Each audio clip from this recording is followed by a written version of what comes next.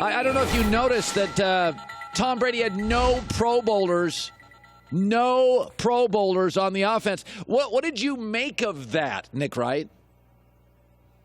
Yeah, it's tough for skill position guys to make Pro Bowls when the quarterback's dropping balls at your feet and sailing them over your head.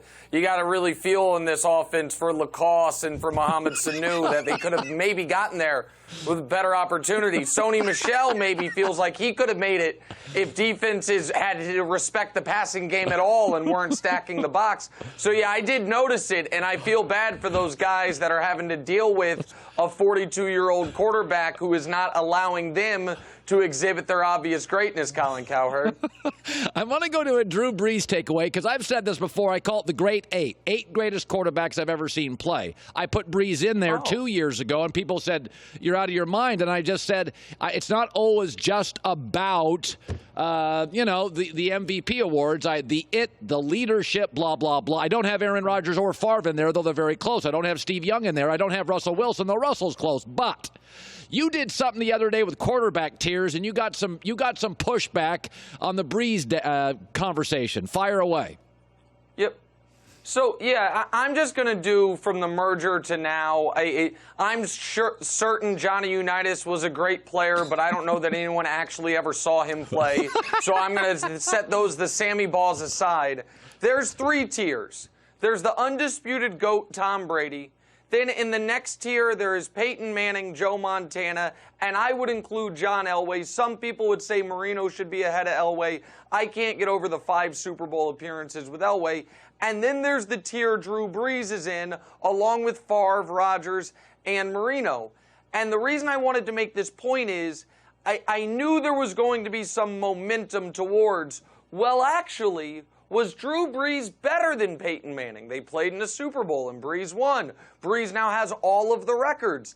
And that makes a lot of sense, except we watched the games, and there was never a period, and I love Drew, where Drew Brees was considered the best quarterback in football. There was never a moment where people would say he was better than Peyton Manning.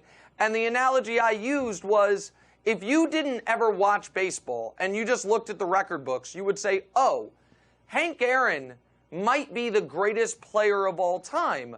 But people who actually watch would tell you, as great as he wasn't even the best player of his era. That was Willie Mays. Right. Even though Hank has everything more than Willie Mays, that's where Brees is. But one thing that I do want to say to Brees' credit, when Peyton Manning threw his 538th touchdown pass, it was a season where he had been benched and was at the very end. When Tom Brady throws his 539th touchdown pass, it's as a 42-year-old who can't get these skill position guys in the Pro Bowl that we just discussed. Drew Brees did it in a game where he was 29 of 30 and was perfect. So the fact that at this late in his career he's playing at this high of a level is a testament to him. But nobody actually believes he was ever better than Peyton Manning, which was some of the conversation yesterday that I tried to quell a bit. Yeah, I think, by the way, I think your tiers are, I don't agree necessarily with tier 3, but I actually think your argument's good, smart, and the top 4 I think you have right. Let's now shift gears to Baker Mayfield. Pro Football Focus has loved him forever. They're acknowledging now he's Dwayne Haskins. You loved him, and I said, slow down, slow down. Police video, grabbing stuff, quarterback's a grown-up position. He's too immature. Can you acknowledge today that you were a little hyper, a little on Baker, or do you still grab it's Freddie Kitchens' fault? Well, I think it's obviously Freddie Kitchens hasn't helped. I also think that the moment we had before the year where I had Baker ranked ahead of Deshaun Watson and you asked me if I have a television, you appear to be ahead in that argument. I will concede that. However, I am a person who once upon a time bought up a bunch of Blockbuster stock when it was at like 18 cents because I was like, well, how much lower can it go? And the answer was to 0, and I lost all the money. But right now, I'm not saying Baker's the Blockbuster stock. What I'm saying is it's not going to get worse than this. I saw him be brilliant at Oklahoma. I saw him be excellent last year. Now, you made a very compelling case. about what box does he check, and he sure seems to still think he's a better athlete than he actually is when it comes to escapability. I think with the right coach, with the better system, he can recapture some of his rookie season. But at the moment, you appear to be closer to right than me, but I'm not yet abandoning Baker Mayfield. One more football topic. OBJ is global. He's not domestic. Most of our football stars, even Brady, are domestic stars. NBA basketball, it's a global product. We saw the NBA China deal blow up. It's a part of the business. OBJ is the first NBA player in the NFL. He has double the Instagram followers. He spends a lot of time in Europe in the offseason. He is a shoe deal, which just did not exist, even for Brady and Rodgers and Mahomes.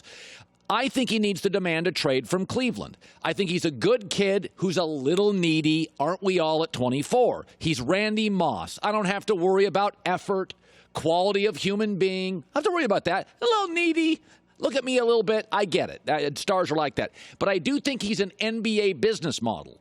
We would be okay with him moving if he went to a better team. And the 4 teams we've heard rumors about are all winning teams. I think he should demand a trade to John Dorsey privately, and if not, doesn't work, go public, and Anthony Davis it, be a little uncomfortable for 2 months. What say you? Is it nuts? You know him.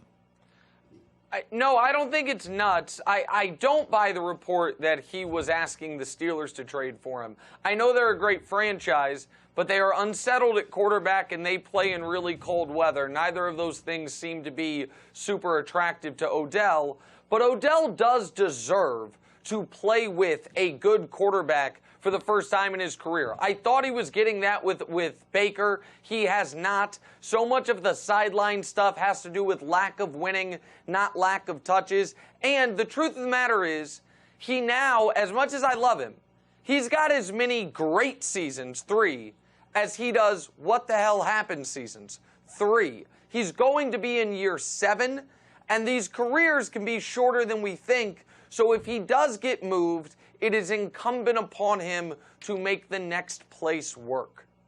Yeah. Finally, I like and prefer LeBron's load management strategy. But I can. Thank you for asking me about this. Yes. I'm so happy you're asking me about this, but go ahead. But go ahead. The Clippers have been fun in the regular season and exciting, and nobody gives a rip, and we still think of them as second tier. They're going all in on a title. It's the only seismic home run they can hit to change the paradigm in L.A., where they're just not another team. I get what they're doing. I just don't like it. I prefer the Lakers LeBron way. Your thoughts? Well, listen, of course LeBron's right that you have a responsibility to a degree to play when you're healthy. No one is saying you got to play all 82.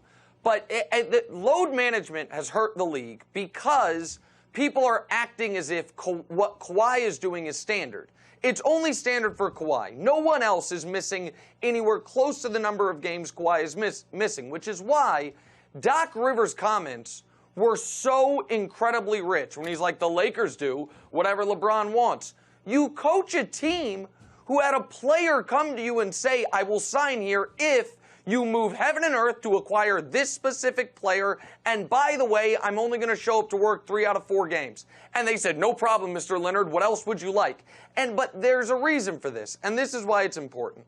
Because the same day Doc Rivers took a shot at LeBron, Kevin Garnett was on Bill Simmons' podcast, and he said, oh yeah, we had LeBron shook. What did he say? We defeated LeBron, and the only reason the Heat beat those Celtics is because basically the league had the fix in. We have Paul Pierce go on television all the time and say that he's a better player than LeBron, that LeBron got unfair help. We now have Kevin Garnett saying the fix was in, and Doc Rivers taking a shot. What do all those guys have in common?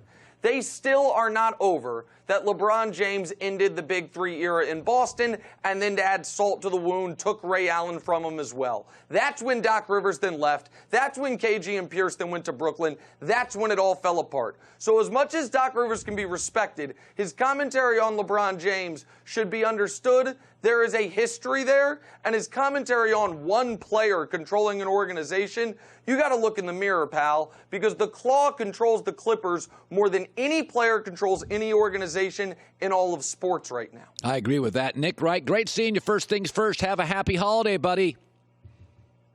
You too, man. Merry Christmas to all you guys. Talk to you soon. All right, good stuff. Hi, everybody. Thanks for watching. Subscribe here to get the latest from the show. Also, be sure to check out more of the best clips from The Herd or go watch a few segments from other shows on FS1.